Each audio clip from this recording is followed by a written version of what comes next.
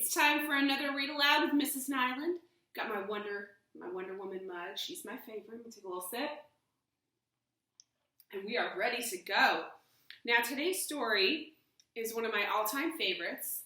I grew up reading it with my brothers. We loved it. We used to act it out because we thought we were, so wild.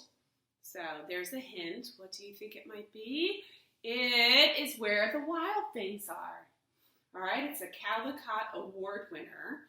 It's just amazing. I love it. Okay, so are we ready? Let's do this. Where the Wild Things Are. The night Max wore his wolf suit and made mischief of one kind or another. Looks like he's being a little naughty. His mother called him Wild Thing, and Max said, "I'll eat you up." So he was sent to bed without eating anything. Oh, yep, he was definitely naughty. Let's see what happens. That very night in Max's room, a forest grew. And grew, my goodness, and grew until his ceiling hung with vines and the walls became the world all around. Pretty neat. And an ocean tumbled by with a private boat for Max, and he sailed off through the day and the night. Even the boat's named after him. And in and out of weeks and almost over a year to where the wild things are. Sounds like he sailed a long time.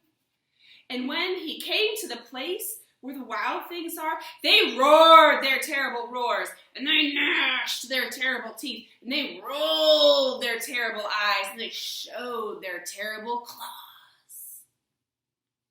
That is not a friendly welcome.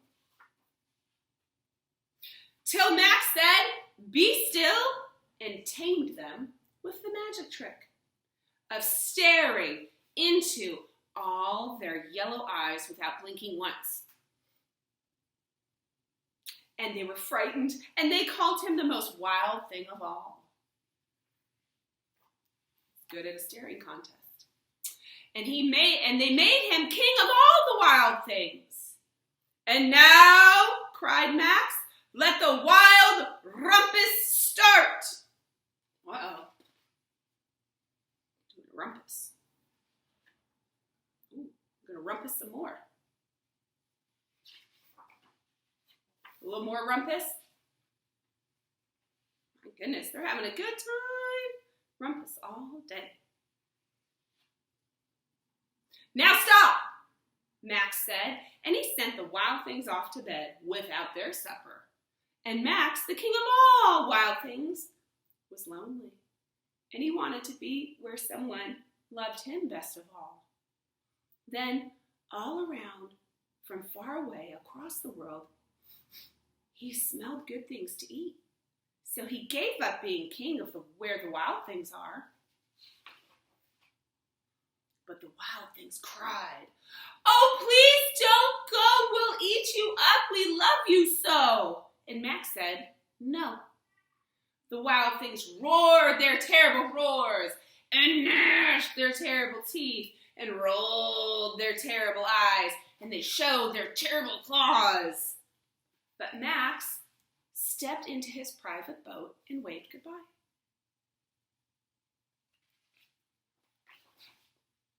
And he sailed back over a year and in and out of weeks and through a day. And into the night of his very own room, where he found his supper waiting for him. And it was still hot. So, in this book, he said he sailed for days, weeks, and over a year, and to get there, and then he sailed for days, weeks, and over a year to get home, but when he got home, his dinner was in his room and still hot. So do you think he used his imagination and pretended it was a long time? That's what I think he did. He's got a really cool imagination. So that was it. That was story time with Mrs. Nyland. I hope you guys enjoyed it, and we will see you again very soon. Bye. Have a great day, guys. Love you.